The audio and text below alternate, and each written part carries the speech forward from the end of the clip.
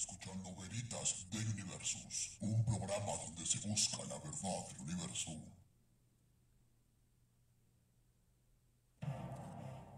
Muy bien, ya estamos de regreso por acá. Las personas que están viendo la transmisión en vivo, pues lamentablemente los derechos de autor nos volvieron a botar la transmisión. Obviamente, o sea, era Elvis Presley, por Dios, o sea, ¿cómo no lo iban a detectar? Pero bueno, ya estoy transmitiendo otra vez en vivo. Les comentaba al principio del programa que esta cuestión del alunizaje ha creado gran polémica en los últimos 50 años. Hay muchas preguntas al respecto. ¿Realmente el hombre llegó a la luna en 1969? Todo se filmó en un set de televisión, nos tomaron el pelo, etcétera, etcétera. Hay muchas interrogantes al respecto.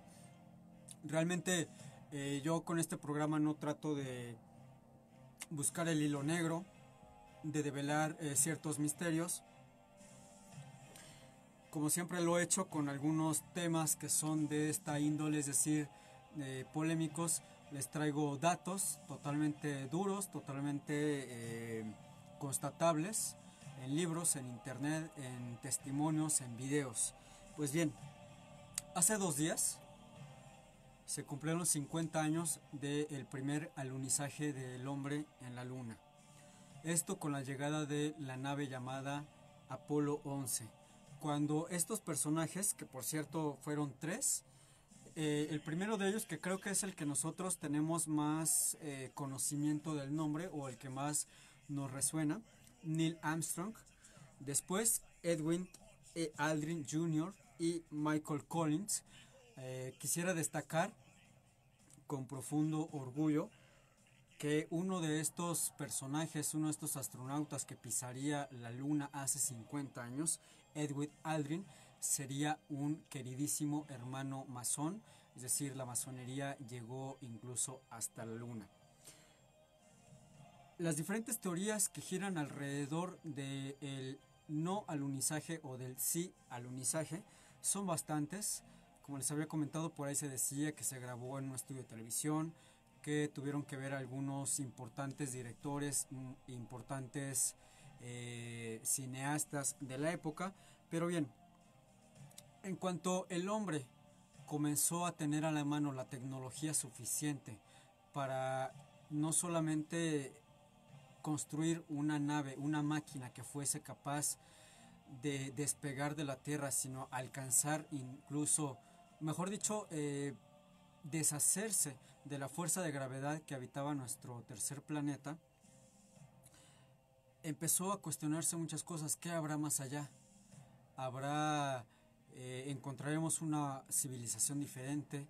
¿Podremos o no podremos llegar? Es decir, hay que hablar también que antes de este 20 de julio de 1969 se habían gastado muchísimos recursos, no solamente económicos, sino también de la mente humana.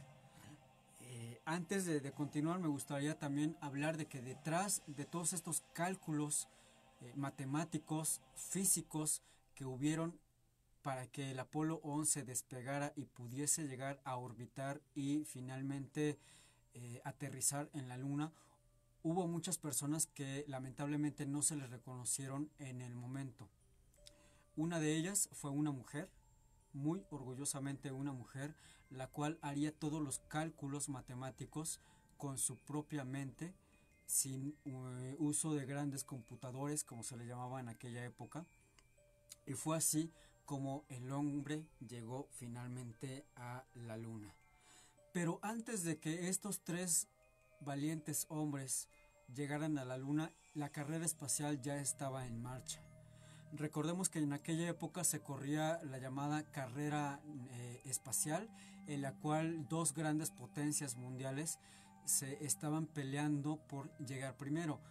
En aquel tiempo la Unión Soviética, la URSS, y por otro lado Norteamérica, los Estados Unidos de Norteamérica. Pues bien, como todos lo hemos visto en la escuela, en documentales, en películas, serían los rusos los primeros en salir del planeta, pero no lograrían llegar a la luna. Hay por ahí muchas teorías, hay incluso prácticamente leyendas urbanas acerca de esto. Por ahí el Sputnik tiene gran renombre. incluso una banda española llamada Mecano haría una canción acerca de una perrita que fue lanzada por los soviéticos para ver si un ser vivo era capaz de sobrevivir en el espacio. Esta perrita, si no me equivoco, se llamaba Laika, que como mera referencia coloquial, si han visto la película Los Guardianes de la Galaxia de Marvel, por ahí hace una pequeña aparición esta perrita pastor alemán. Pues bien, ya vamos a entrar en tema. Como bien decíamos, los rusos fueron los primeros en orbitar, en salir de nuestro planeta de Gaia, de nuestra planeta madre, pero también los rusos fueron los encargados en, después de esta gran hazaña, de esparcir ciertas leyendas acerca de lo que era un viaje espacial o un salir de la órbita de la Tierra.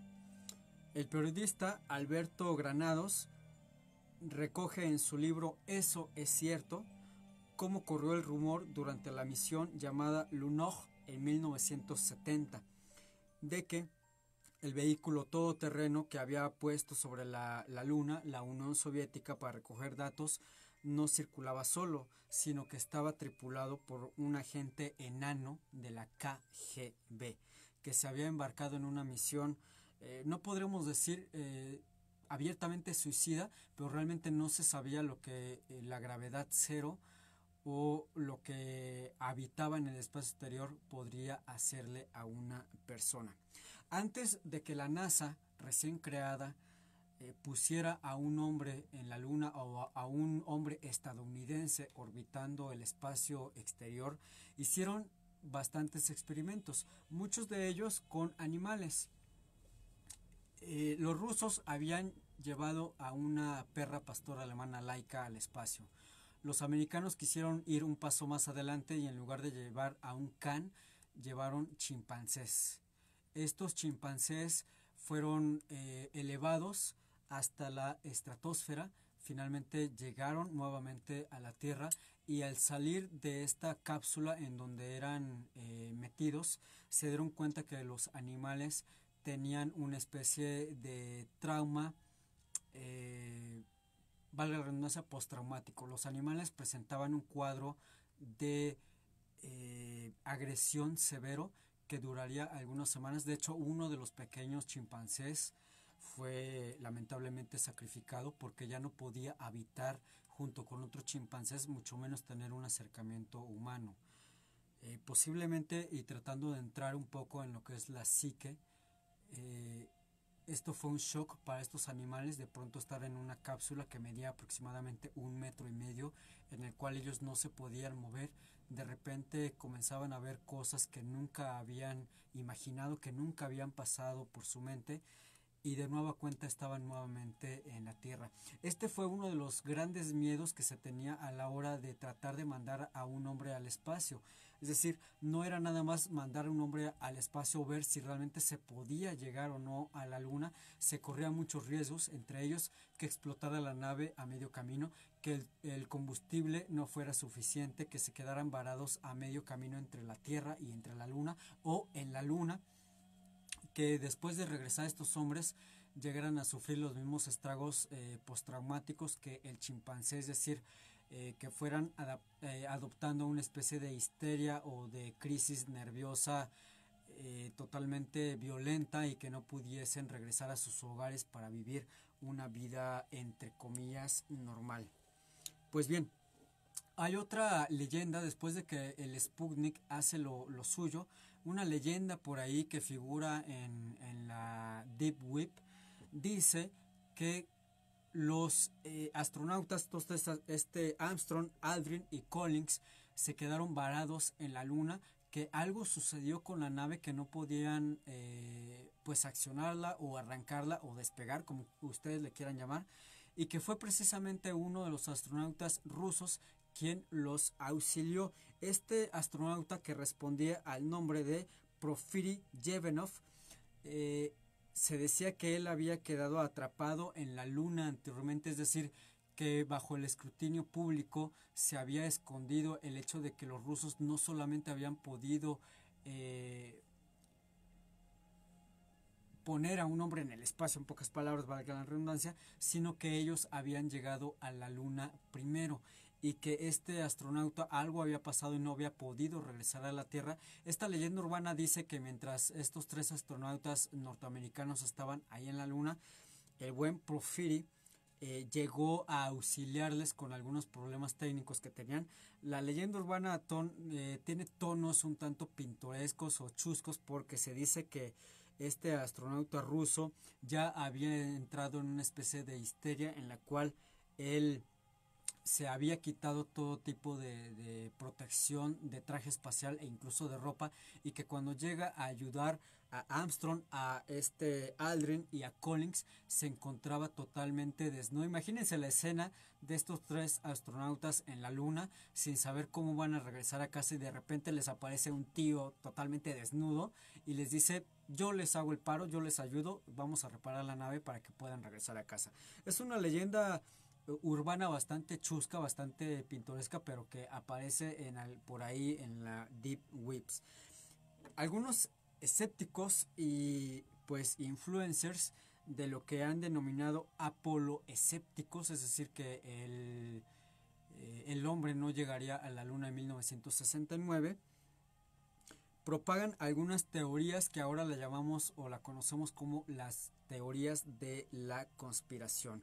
Por ejemplo, una de las más famosas de ellas, y que yo he encontrado, y que si ustedes tienen la amabilidad de entrar a su navegador, a su motor de búsqueda de mayor gusto, se van a dar cuenta que una de las primeras topes con los que se encuentra es que la bandera no ondea.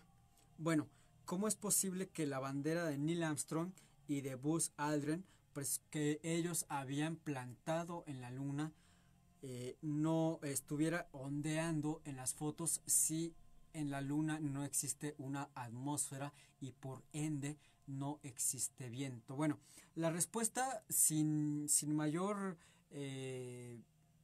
darle tantas explicaciones científicas, analíticas, es muy simple. La bandera que ellos traían, de hecho por aquí traigo una ilustración, la bandera que ellos traían, miren, aquí está, se ve totalmente recta en la parte superior y en donde está esta especie como de estaca de metal que ayudaría a clavarla. Ellos decían, bueno, si en la luna no hay atmósfera, por ende no hay viento, ¿cómo es que ondea?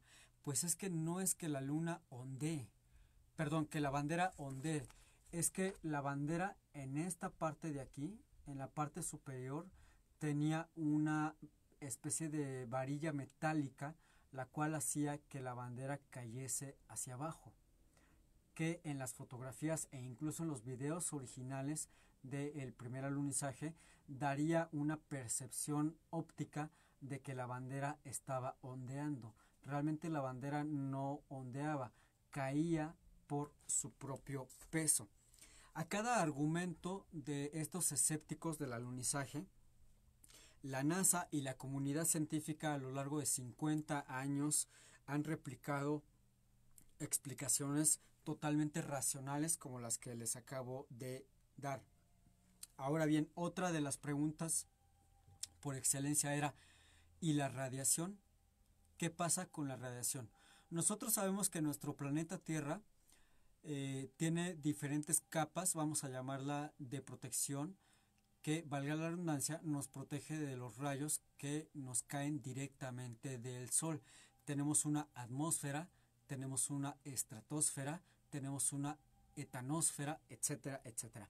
La Luna, como satélite natural, no posee ninguna de estas protecciones. Querría decir entonces que los rayos, valga la redundancia, radioactivos, caerían directamente sobre estos 3 astronautas. Pues bien, los astronautas, estos 3 hombres, pasaron menos de 2 horas entre los cinturones de Van Allen y viajarían en cápsulas que los protegían de las partículas ionizantes, de manera que estuvieron expuestos a una cantidad de radiación similar a la que cualquiera de nosotros podíamos estar expuestos bajo una radiografía de tórax. Es decir, sí estuvieron expuestos a una radiación, pero no a una radiación que pudiese ser fatal en el sentido de desarrollarles algún tipo de cáncer en la piel o algún tipo de cáncer en algún otro idioma. Los tres astronautas del Apolo 11, entre las acusaciones del dichoso o el entre tela de juicio fraude, e incluso fueron mostrados como marionetas o actores de la NASA, se les tachó incluso de haberse permitido una especie de lavado de cerebro, es decir, cuando uno repite una mentira tantas veces e incluso esta mentira puede llegar a ser verdad para las personas. Los tres astronautas estuvieron en repetidas ruedas de prensa. Algunos de ellos escribieron incluso libros de su experiencia en el espacio, del alunizaje, de lo que sucedió cuando ellos estaban llegando ahí y obviamente las palabras inmortalizadas de Neil Armstrong, que eran un pequeño paso para el hombre, pero uno muy grande para la humanidad.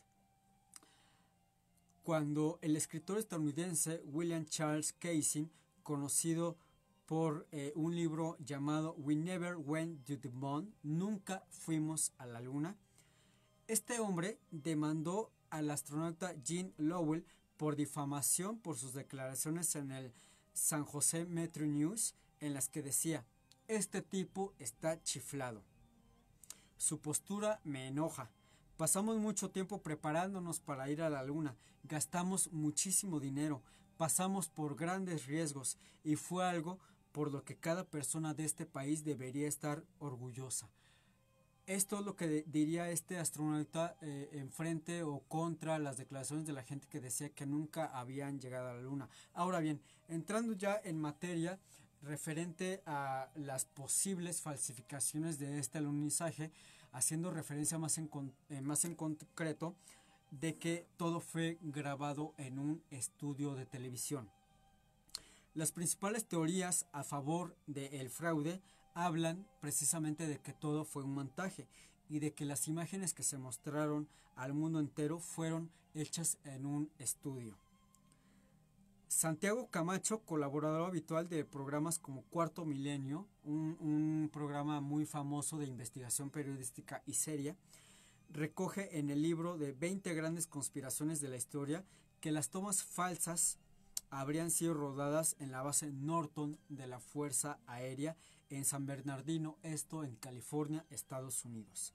También en este libro se habla de unos supuestos estudios cinematográficos construidos en secreto en Nevada o de que pudieron utilizarse paisajes terrestres que por su aspecto rocoso podrían haber servido para tratar de hacer este montaje de que se trataba de la luna en vez de la Tierra. Este mismo personaje, Camacho, cita en su libro la posibilidad de que fuese el director de cine Stanley Kubrick quien hubiese rodado dichas imágenes. Para aquel entonces, Stanley Kubrick era un director de cine bastante respetado, ya se había hecho de cierta fama. No sé si ustedes han tenido la oportunidad de ver una película que se llama El bebé Rosemary. Bueno, esta es una de las óperas primas de Stanley Kubrick. Pues bien, esta suposición nace realmente de un falso documental llamado Operation Loon del año 2002, en el que aparece Henry Kissinger, Christian Kubrick, viuda del cineasta, y Donald Rumsfeld y el queridísimo hermano Buzz Aldrin, afirmando que los alunizajes fueron un montaje y que las imágenes de hecho fueron rodadas en un estudio por Stanley Kubrick, quien por entonces en aquel tiempo rodaba el remake de la película 2001 Una Odisea en el Espacio. Obviamente, y cuando pasan los años, el mismo estudio francés que daría a conocer este reportaje diría que solamente se trataba de una broma debido a que estaba próximo el Día de los Santos Inocentes, es decir, por ahí a mediados del mes de diciembre.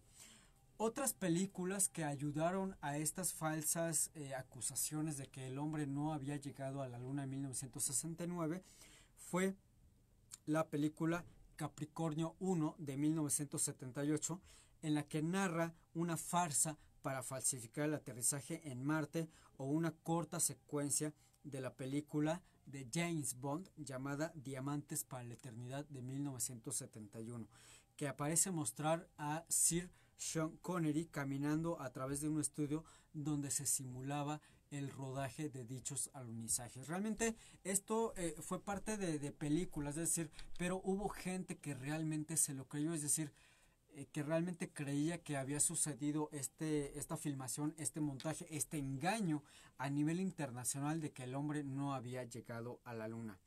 Ahora, regresándonos un poquito a una de las grandes preguntas o una de las grandes pilares de la hipótesis central, que es referente a la bandera. ¿Cómo es que parece ondear la bandera en la luna si no hay viento? Bueno, un argumento adicional de esta hipótesis o de este intento de falsificación es que de las aproximadamente 400,000 personas que trabajaron en misiones Apolo, nadie, absolutamente nadie, ha denunciado que se tratase de un montaje. Y no lo han hecho por miedo a las represalias, no lo han hecho porque realmente no hay pruebas suficientes o que sean sustentables para que se hable de un posible fraude. En estos 50 años no hubiese habido una persona que dijera: yo tengo fotografías, tengo grabaciones de sonido, tengo grabaciones de video. No ha habido nadie, e incluso quien sí denunció fue el escritor Bill Kaysing, que en 1976 hizo fortuna con su libro We Never Went to the Moon, es decir, nunca fuimos a la luna, y desató una teoría de la conspiración lunar que nos ha perseguido por más de 40 años. En ese momento, cuando en la sala oval, es decir, en el sillón del presidente de los Estados Unidos de Norteamérica, se encontraba Richard Nixon, el cual había dimitido por el escándalo Watergate, que por cierto en algún momento hablaremos aquí en el programa acerca de este tema tan controversial. Ya se había extendido la idea de que el gobierno estadounidense engañaba a los ciudadanos, y este señor de apellido Kaysing se encontró con millones de seguidores de esta pequeña hipótesis.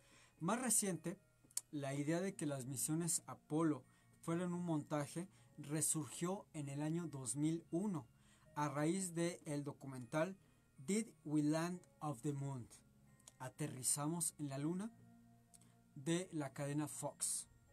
Y en la era de las redes sociales se está ampliando cada vez más estas teorías de la conspiración de que el hombre realmente no llegó a la luna, que solamente la nave del Apolo 11 llegó a cierta distancia en el espacio exterior, que se tomaron fotografías, pero que realmente el hecho de que el hombre llegara a la luna se daría en años posteriores. Si tomáramos en cuenta cada argumento de las teorías de la conspiración lunar, se podrían debatir cada una de ellas de manera racional. Ahora bien, cabría preguntarse también cómo es que los escépticos siguen convencidos de que todo fue un montaje. Aquí es donde hay que recurrir a David Hume y a los grandes epistemólogos que le sucedieron, como Schopenhauer, como Kant y como Popper. Hume tuvo razón en el siglo XVIII que las creencias que tiene una persona no se basan en la racionalidad, sino en la familiaridad. Puso el sol como ejemplo. Si creemos que volverá a salir mañana, no es un razonamiento lógico, sino porque estamos acostumbrados a que cada día vuelve a salir. Esta es una teoría que, por ejemplo, aquí nuestros ancestros, los mayas, los aztecas, de que hablaban de que cada noche el sol era devorado por un dios y que finalmente al otro día renacía y que volvía a salir. Esta es una de las teorías muy importantes. Ahora bien, Schopenhauer llegó más tarde a la conclusión, inspirándose, no solo en Hume, sino también en John Locke y sobre todo en Immanuel Kant, que, y cito textualmente, toda persona considera los límites de su campo de visión como los límites del mundo. Es decir, refiriéndose a estas personas que decían que todo había sido una escaramuza, un engaño, cuando esta gente convence a uno y ese a otro, y ese a otro. Y entonces ya tenemos a cientos, a miles, a millones de personas que están repitiendo la misma teoría, pero que no se están poniendo a considerar todo lo que hay detrás de esta posible hipótesis. Caemos en esto mismo, de que si ellos consideran su campo visual como el límite, no consideran lo que hay más allá de su campo visual. Ahora bien, bueno, voy a continuar con un poquito con el relato, pero nos vamos a ir a una pequeña pausa musical. Esto que vamos a escuchar a continuación corre a cargo de una banda. Creo que es la primera vez que lo ponemos aquí en el programa. Es muy padre esta rola, es de los descubrimientos que uno no sabe lo que busca hasta que lo encuentra.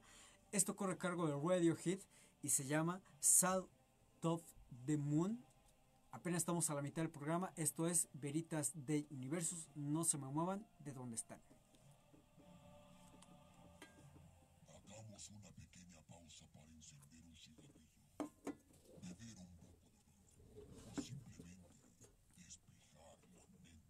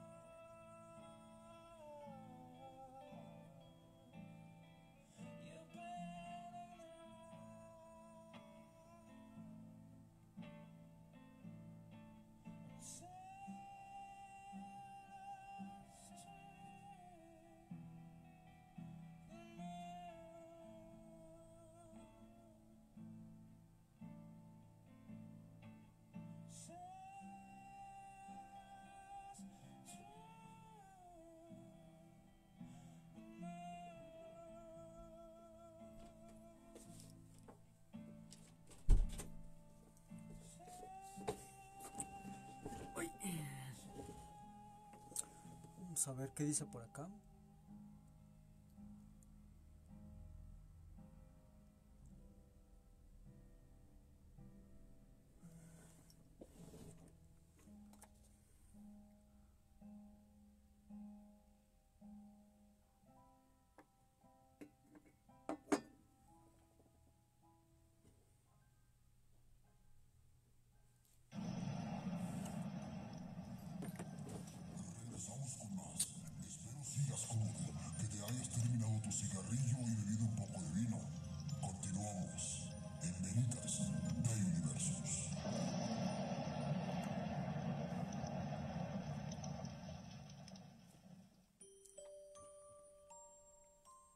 Ok, ya estamos de regreso. Por acá tengo un comentario de mi querido hermano Jorge Padilla. Me dice: el perro astronauta de la película no es Laika, es decir, de la película Los Guardianes de la Galaxia, sino un perro del universo de Marvel llamado Cosmo. Pero no estabas tan lejos, mi hermano, ya que resulta ser que se trata de un perro soviético con poderes telepáticos y sus creadores se basaron en Laika. Qué buena onda, y de hecho yo vi la película la semana pasada y es extraño, bueno, para los que han visto la película, cuando entran a este lugar donde aparece el coleccionista, en una de las cápsulas está precisamente este perro y en parte del traje espacial que trae el perro podemos ver las siglas de la URSS, es decir, de la Unión Soviética. Muchísimas gracias por haber hecho esa acotación. Los invito a que si tienen algún dato o alguna acotación también al tema me lo puedan postear aquí porque es totalmente recíproco para un servidor. Bueno, nos quedamos en el asunto de la bandera, que es uno de los que han creado más polémica acerca de gente que dice que no aterrizó el hombre en la luna en 1969. Pues bien,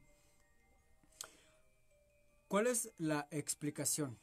Bien, científicos, astronautas, astrofísicos y conocedores del tema de primera mano no dudan ni por un segundo que el hombre realmente sí pisó la luna en 1969.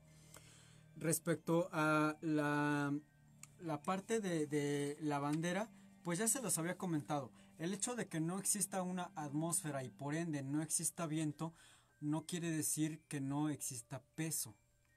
Hay gravedad cero en la luna, pero un objeto puede, entre comillas, caer por su propio peso. Ahora, la bandera, como les había comentado, la bandera en esta parte de aquí tenía una varilla metálica para que cayera y no se quedara como si estuviese, vamos a llamarlo, mojada, por ejemplo. Si la bandera no tuviese esta varilla, la bandera se hubiese quedado aquí en esta varilla y no se hubiese podido apreciar correctamente. Por acá mi querido hermano Francisco me comenta: muy interesante el programa, mi hermano. Lo que a mí me llama la atención es por qué ya no hacen tanto ruido en las siguientes misiones y por qué hoy en las misiones ya no son tan tripuladas por humanos. ¿Has visto el capítulo de Los Simpson cuando Homero va a la luna? Ahí te lo explica, la verdad es que te lo explica cómo la gente ha perdido interés en los viajes espaciales. Hace un par de meses, híjole, no me acuerdo ahorita realmente, si ustedes tienen el dato, por favor, corríjanme. No sé si fueron los chinos o los japoneses quienes enviaron una sonda a la luna y nos mostraron el llamado Dark Side of the Moon, es decir, el lado oscuro de la luna, que en las misiones del Apolo 11 y en las subsecuentes, incluso por el rover, no aparecieron. Sí se ha regresado a la luna, pero se perdió interés. ¿Por qué se perdió interés? Bueno, a manera personal podría decir que porque se trata simplemente de un satélite, es decir, el satélite natural. El interés se fue hacia los demás planetas. El ejemplo, pues, por excelencia sería Marte, para ver si había vida en Marte o si las condiciones del planeta eran propicias para una especie de colonización. Me comenta también Francisco: pero la gravedad no es 0, ¿o sí? ¿No es 1/6 de la Tierra? Híjole, no tengo el dato. Te lo checo y con mucho gusto te contesto, porque realmente, según yo, a los astronautas, antes de que subieran al Apolo 11 y durante todas estas pruebas que les hacen para ver si el cuerpo humano pudiese resistir no solamente dentro de la nave, sino afuera de la nave, es decir, los trajes espaciales, se hablaba de una gravedad cero. Tengo entendido que, por ejemplo, en la Estación Espacial Internacional sí se cuenta con gravedad cero, pero en la Luna no estoy del todo seguro si era gravedad cero o, como bien mencionas, era gravedad 1/6 comparada con la de la Tierra. Ahora bien, hay otras cuestiones. Por ejemplo, una de las grandes interrogantes, o lo que muchos dijeron cuando veían el video, era: eso es falso. porque no se pueden ver las estrellas. ¿Cómo es posible que nosotros dentro de la Tierra, es decir, en Texas, en Missouri, en África, en China, seamos capaces de ver las estrellas, y cómo es posible que en las imágenes que nos mostraron en televisión en la luna no se vieran las estrellas? Sí, con más razón, estando en el espacio exterior, se deberían de notar. Bueno, la cámara no podía enfocar, vamos a llamarlo de esta forma, las estrellas por la intensidad o la exposición de la luz de dichos lentes que se tenían. De hecho, por aquí en la imagen, en la lámina que les traía, lo podemos apreciar totalmente. Tenemos aquí el astronauta, se me fue el nombre de este aparato. Tenemos el astronauta, tenemos la luna, tenemos el cosmos, el espacio, pero como bien lo vemos, no tenemos estrellas. No se podían ver estrellas porque las cámaras de video de aquel tiempo eran muy, a comparación a las de ahora, obsoletas. Es decir, no se podía alcanzar a grabar o a visualizar dichas estrellas. Ahora, otro de los grandes preguntas que se hicieron después del alunizaje fue: las sombras no son paralelas. Las sombras se producen debido al efecto de perspectiva que sucede también en la Tierra. Además, no tienen por qué ser paralelas en un terreno irregular como es el caso de la Luna. A las sombras a las cuales se refiere esto, aquí tenemos, miren, aquí está la persona y deberíamos ver una sombra ya fuera adelante o ya fuera atrás, pero la sombra la tenemos aquí. ¿Pueden notarlo? Y no es una sombra tal cual como la podemos ver en nuestro planeta, es decir, con una silueta totalmente formada, sino que se ve como una especie de hilo oscuro que da esta parte de aquí, la bandera, el astronauta. Ahora bien, otra de las cuestiones fue, por ejemplo, que bajo el módulo lunar, ya apareció el nombrecito de esto se llama módulo lunar, no había un cráter. Este módulo lunar pesa entre 15 y 17 toneladas en la Tierra. En la Luna, la gravedad aproximadamente es 6 veces menor. Tenía razón, mi querido hermano Francisco, gracias por hacer la acotación y ahora te la rectifico. Ahora, hay que restar el combustible gastado antes de alunizar, situando su peso lunar entre 1200 y 1600 kilogramos. Ok, sí, de hecho estás en lo correcto. Parece que sí, la gravedad lunar es 6 veces menor que en la Tierra, exactamente. Mi querido hermano Juan Pablo Cacique me comenta: algunos años se bombardeó el lado oscuro de la Luna supuestamente para la búsqueda de agua, y algunos dicen que en realidad fue para destruir unas supuestas ruinas de antiguas civilizaciones. De hecho, sí, es la teoría que se ha manejado, incluso en la película de Transformers, que lleva tal cual el nombre, Transformers, The Dark Side of the Moon, se habla de supuestas construcciones que estaban ahí y que fueron destruidas por el paso del tiempo. Otra de las cuestiones sobre las hipótesis del alunizaje es la famosísima huella. La huella que dejarían las botas de estos astronautas en el cielo, en el piso de la Luna. Se dice que no se puede dejar una huella si no existe aire o existe humedad sobre la superficie. Ahora bien, físicamente no es necesario que exista humedad o aire para dejar huellas en un terreno. El caso más claro o más fidedigno a lo cual nosotros podemos hacer referencia es, por ejemplo, el desierto. Para la gente de nuestro país que tiene acceso a estas partes del desierto, llamémoslo Sonora, por ejemplo, se darán cuenta que aunque no exista viento o humedad en la arena, se puede dejar claramente una huella. En el desierto del Sahara pasa exactamente lo mismo. Bueno, en el caso de la Luna no era necesario que existiese una atmósfera, por ende que existiese aire o humedad para que pudiese existir una huella.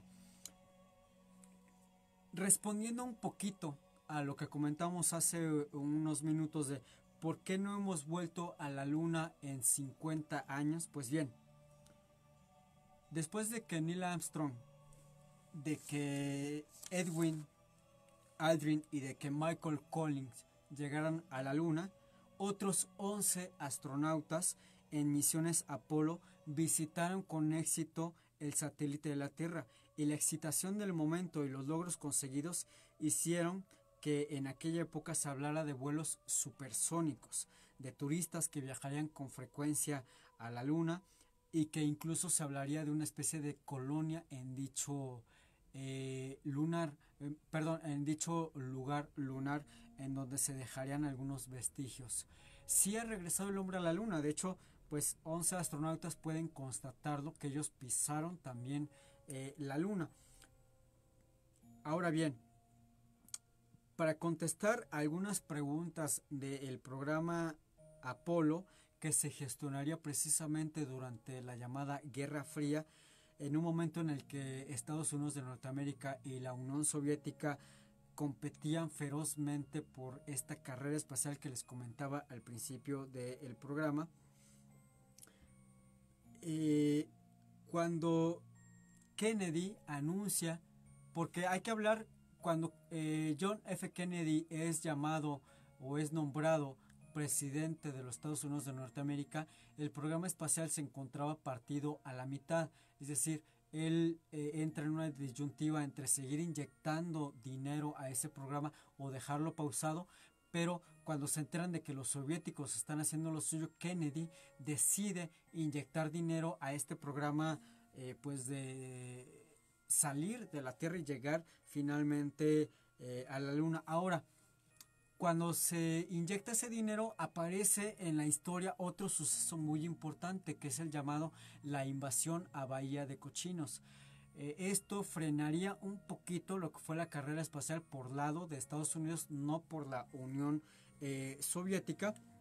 Ahora bien, cuando finalmente en julio de 1969 los norteamericanos logran poner la bandera de Estados Unidos en la luna, y a pesar de que habían existido atrás de eso 20 misiones previstas, el programa acabaría antes, es decir, no se canceló, se puso en una especie, vamos a llamarlo como de pausa, ya que se consumía muchísimo dinero y se requería ese dinero para otras cuestiones. ¿Qué cuestiones? Bueno, la cuestión más importante fue que se quería ganar nuevamente una carrera contra los soviéticos en contra de los misiles transcontinentales. El problema de la Bahía de Cochinos fue que la Unión Soviética quería poner una especie de, no sé cómo llamarlo, base en donde los rusos pudiesen tener misiles atómicos y que estos misiles en algún momento determinado pudiesen llegar a Estados Unidos. Se empiezan a desviar recursos de la carrera espacial a esto de empezar a construir misiles que no necesariamente tuviesen que tener una base, por ejemplo, en Hawái o en alguna isla entre el océano, sino que pudiesen despegar directamente de Estados Unidos hasta la Unión Soviética y viceversa. Los rusos querían lo mismo, desarrollar misiles que no necesariamente tuviesen que despegar desde la Unión Soviética, sino de otro lado, y ahí es donde entra en la cuestión la Bahía de Cochinos, este rollo político que en algún momento, si es que les resulta interesante y me lo piden, hablaremos de la crisis de los misiles de los años 60. Ahora bien, el interés científico después de que el hombre llegaría a la luna en 1969 sí tuvo gran importancia, sí tuvo inyección de capital, pero no el necesario como para continuar con dichos viajes. Volver a la luna en estos momentos nos permitiría aprender más acerca de nuestro satélite natural. Sabemos, por ejemplo, que la luna tiene ciertas influencias en lo que es las mareas en la Tierra. Sabemos incluso que la luna llena tiene influencias en la mente, en la psique de los seres humanos. ¿Por qué digo esto? Porque se ha llevado a cabo ciertos estudios en los cuales han tomado la tasa de asesinatos y de crímenes violentos y se han dado cuenta que estos han ocurrido cuando la luna se encuentra llena. Es decir, el hecho de que la luna se encuentre llena tiene de cierta manera una especie de... ¿cómo llamarlo? Nos insta, nos... se me fue ahorita el sinónimo. Vaya, cuando hay luna llena se cometen más crímenes violentos. Es como si la luna tuviera un efecto obviamente negativo en los seres humanos, y esto también se desarrollaría en algunas de las fábulas del folclore, por ejemplo el hombre lobo, de que el hombre se transforma en bestia cuando hay luna llena. Cuando la luna se formó, ahora sabemos que la luna se formó de partes de nuestro planeta en esta teoría del gran Big Bang, que también en algún momento hablaremos acerca de esto. La luna ha sido objeto de estudio desde que el hombre miró hacia arriba. Se empezó a cuestionar qué era eso que resplandecía, qué era eso que en algunos momentos se tornaba blanco, amarillento, rojo, que parecía desaparecer y que fue objeto de estudio aquí en nuestro país por los mayas. El ser humano ha tenido un constante interés en ella, y sí, tienes razón, mi querido hermano Francisco, se ha perdido el interés en la luna porque se cree que ya no hay nada más que estudiar de este astro que nos circunda cada cierto tiempo, pero hay algunos